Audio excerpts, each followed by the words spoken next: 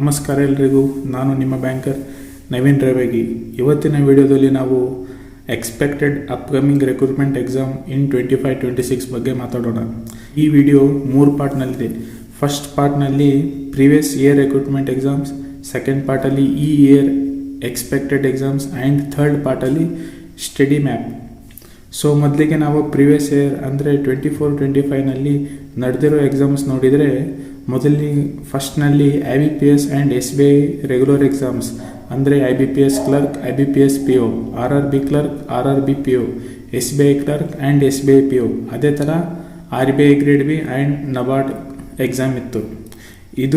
ಇದಲ್ಲದೆ ಇನ್ನು ಪ್ರೀವಿಯಸ್ ಇಯರ್ನಲ್ಲಿ ಮತ್ತೆ ಯಾವ್ಯಾವ ಎಕ್ಸಾಮ್ ನಡೆದಿದೆಯಪ್ಪ ಅಂತಂದರೆ, Karnataka bank clerk, Karnataka bank PO, federal bank PO, union bank LBO, Indian bank LBO, NICL assistant, bureau of Indian standards, IDBI JAM, IDBI AAO, TMB clerk, exim bank PO, UCO bank LBO, Punjab and Sindh bank LBO, Indian post payment bank, airport authority of India, UIICAO, ಅದೇ ಥರ NICLU. ಇದಲ್ಲದೆ ಇನ್ನು ಬೇರೆ exam ಕೂಡ ನಡೆದಿತ್ತು.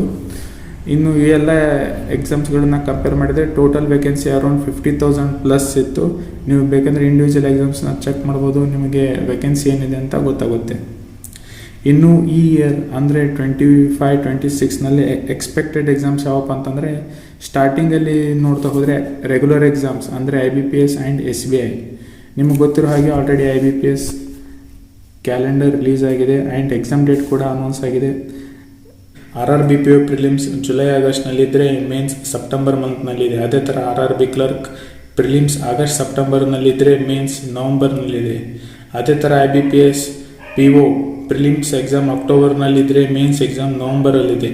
IBPS clerk exam ಡಿಸೆಂಬರಲ್ಲಿದ್ದರೆ mains February ಮಂತಲ್ಲಿದೆ. ಅದೇ ಥರ IBPS SO ಎಕ್ಸಾಮ್ ಪ್ರಿಲಿಮ್ಸ್ ನವಂಬರ್ನಲ್ಲಿದ್ದರೆ ಮೇನ್ಸ್ ಎಕ್ಸಾಮ್ ಜನವರಿಯಲ್ಲಿದೆ. ಇನ್ನು SBI ಎಕ್ಸಾಮ್ಸಿನ ಎಕ್ಸ್ಪೆಕ್ಟೆಡ್ ಡೇಟಪ್ಪ ಅಂತಂದರೆ, ಕ್ಲರ್ಕ್ ಪ್ರಿಲಿಮ್ಸ್ ಎಕ್ಸಾಮ್ ಸೆಪ್ಟೆಂಬರ್ನಲ್ಲಿದೆ. ಅದೇ ಥರ ಮೇನ್ಸ್ ಎಕ್ಸಾಮ್ ನವಂಬರ್, ಮತ್ತು SBI PO ಪ್ರಿಲಿಮ್ಸ್ ಎಕ್ಸಾಮ್ ಆಗಸ್ಟ್ನಲ್ಲಿದ್ದರೆ ಮೇನ್ಸ್ ಎಕ್ಸಾಮ್ ಅಕ್ಟೋಬರ್ನಲ್ಲಿದೆ. ಸೊ ಇನ್ನು IBPS ಮತ್ತು SBI ಎಕ್ಸಾಮ್ನ ಬಿಟ್ಟರೆ ಈ ಇಯರಲ್ಲಿ ಮತ್ತೆ ಮೋಸ್ಟ್ ಎಕ್ಸ್ಪೆಕ್ಟೆಡ್ ಎಕ್ಸಾಮ್ಸ್ ಯಾವಪ್ಪ ಅಂತಂದರೆ, RBI assistant, RBI grade B, NABARD, FCI assistant, LIC assistant, LIC AAO, IDBI JAM, NICL AO, NICL AO. So ಇವು ಅಷ್ಟೇ ಅಲ್ಲದೆ ಇನ್ನು ಬೇರೆ ಎಕ್ಸಾಮ್ಸ್ಗಳು ಬರ್ಬೋದು. ಈಗ ರೀಸೆಂಟಾಗಿ ಏರ್ಪೋರ್ಟ್ ಅಥಾರಿಟಿ ಆಫ್ ಇಂಡಿಯಾ ಅಂತ ನೋಟಿಫಿಕೇಶನ್ ರಿಲೀಸ್ ಆಗಿದೆ. ಇನ್ನು ಈ ಸಲ LBO ಎಕ್ಸಾಮ್ಸ್ಗಳು ಬರೋ ಚಾನ್ಸಸ್ಗಳು ತುಂಬ ಇದೆ. ಅದೇ ಥರ ಇನ್ಶೂರೆನ್ಸ್ ರಿಕ್ರೂಟ್ಮೆಂಟ್ ಕೂಡ ಆಗೋ ಚಾನ್ಸಸ್ ಇದೆ. ಸೊ ಇವೆಲ್ಲ ಎಕ್ಸಾಮ್ಸ್ಗಳನ್ನ ನೀವು ನೋಡ್ತಾ ಹೋದರೆ ಎಲ್ಲ ಎಕ್ಸಾಮ್ಸ್ಗಳಿಗೂ ಸಿಲೆಬಸ್ ಆಲ್ಮೋಸ್ಟ್ ಸೇಮೇ ಇದೆ. ಓನ್ಲಿ ಚೇಂಜ್ ಏನಪ್ಪ ಅಂತಂದರೆ level of question and exam pattern ಅಷ್ಟೇ ಚೇಂಜ್ ಆಗೋದು. ಸೊ ನೀವು ಒಂದು ಸಲ ಕಂಪ್ಲೀಟಾಗಿ ನಿಮ್ಮ ಸಿಲೆಬಸ್ನ ಸಿನ್ಸಿಯರಾಗಿ ಡೆಡಿಕೇಶನ್ ಆಗಿ ಪ್ರಿಪೇರ್ ಆಗಿದ್ರೆ ಸಾಕು, ನೀವು ಎಲ್ಲ ಎಕ್ಸಾಮಲ್ಲೂ ಚೆನ್ನಾಗಿ ಪ್ರಿಪೇರ್ ಮಾಡ್ಬೋದು ಮತ್ತು ಎಲ್ಲ ಎಕ್ಸಾಮಲ್ಲೂ ನಿಮ್ಮ ಬೆಸ್ಟ್ ಪರ್ಫಾರ್ಮೆನ್ಸ್ ಕೊಡ್ಬೋದು. ಇನ್ನು study map. So study map ಏನಪ್ಪ ಅಂತಂದರೆ ಒಂದು ರೂಟ್ ಅಥವಾ ಒಂದು ಡೈರೆಕ್ಷನ್. ಸೊ ಇದನ್ನು ನೀವು ಫಾಲೋ ಮಾಡಿದರೆ ನಿಮಗೆ ಸೆಲೆಕ್ಷನ್ ಆಗೋ ಚಾನ್ಸಸ್ಗಳು ತುಂಬ ಇರುತ್ತೆ. ಸೊ ಏನಪ್ಪ ಈ ಸ್ಟಡಿ ಮ್ಯಾಪ್ನಲ್ಲಿ ಏನೇನು ಬರ್ತಪ್ಪ ಅಂತಂದರೆ, ಫಸ್ಟ್ ನೋ ಯುವರ್ ಎಕ್ಸಾಮ್ ಅಂದರೆ ನಿಮ್ಮ ಎಕ್ಸಾಮ್ ಬಗ್ಗೆ ನೀವು ತಿಳ್ಕೋಬೇಕಾಗುತ್ತೆ. ಸಿಲೆಬಸ್ ಏನಿದೆ, ಎಕ್ಸಾಮ್ ಪ್ಯಾಟರ್ನ್ ಏನಿದೆ, ಯಾವ ಲೆವೆಲ್ ಆಫ್ ಕ್ವಶನ್ಸ್ ಬರುತ್ತೆ, ಅದನ್ನೆಲ್ಲ ನೀವು ತಿಳ್ಕೋಬೇಕಾಗುತ್ತೆ. ಇನ್ನು ಸೆಕೆಂಡ್ ಬಂದುಬಿಟ್ಟು ನಿಮ್ಮ syllabus completion. So syllabus completion ಅನ್ನೋದು ಒನ್ ಟೈಮ್ ಇನ್ವೆಸ್ಟ್ಮೆಂಟ್ ಇದೆ. ನೀವು ಒಂದು ಸಲ ನಿಮ್ಮ ಸಿಲೆಬಸ್ನ ಕಂಪ್ಲೀಟಾಗಿ ಮುಗಿಸಿದ್ರೆ ಸಾಕು, ನೀವು ಮತ್ತೆ ಆ ಸಿಲೆಬಸ್ ಬಗ್ಗೆ ಯಾವುದೇ ರೀತಿ ಯೋಚನೆ ಮಾಡೋ ಅವಶ್ಯಕತೆ ಇರಲ್ಲ. ನೀವು ಓನ್ಲಿ ಪ್ರಾಕ್ಟೀಸ್ ಮತ್ತು ನಿಮ್ಮ ಇಂಪ್ರೂವ್ಮೆಂಟ್ ಮಾರ್ಕ್ಸ್ ಬಗ್ಗೆ ಅಷ್ಟೇ ಯೋಚನೆ ಮಾಡೋಕ್ಕಾಗುತ್ತೆ. ಇನ್ನು ಥರ್ಡ್ ಆ್ಯಂಡ್ ಫೋರ್ತ್ ಪಾಯಿಂಟ್ ಬಂದುಬಿಟ್ಟು ಪ್ರಾಕ್ಟೀಸ್ ಆ್ಯಂಡ್ ಮೋರ್ ಪ್ರಾಕ್ಟೀಸ್ ಸ್ಟಾರ್ಟಿಂಗಲ್ಲಿ ಏನಪ್ಪ ಅಂತಂದರೆ ವಿತೌಟ್ ಟೈಮ್ ಲಿಮಿಟ್, ಅಂದರೆ ಯಾವುದೇ ಟೈಮ್ ಲಿಮಿಟ್ ಇಲ್ಲದೆ ನೀವು ಕ್ವಶನ್ನ ಸಾಲ್ವ್ ಮಾಡೋದು. ಈ ಸ್ಟೇಜ್ನಲ್ಲಿ ನೀವು ಜಾಸ್ತಿ ಎಕ್ಯುರೇಸಿ ಬಗ್ಗೆ ಫೋಕಸ್ ಮಾಡ್ತೀರಾ. ಅಂದರೆ ಇದರ ಅರ್ಥ ಏನಪ್ಪ ಅಂತಂದರೆ, ನೀವು PDF ಅಥವಾ ಬುಕ್ನಲ್ಲಿ ಯಾವುದೇ ಟೈಮ್ ಲಿಮಿಟ್ ಇಲ್ಲದೆ ಜಸ್ಟ್ ಕರೆಕ್ಟ್ ಆನ್ಸರ್ ಬರೋ ಅಂತಂದು ನೀವು ಟ್ರೈ ಮಾಡ್ತೀರಾ.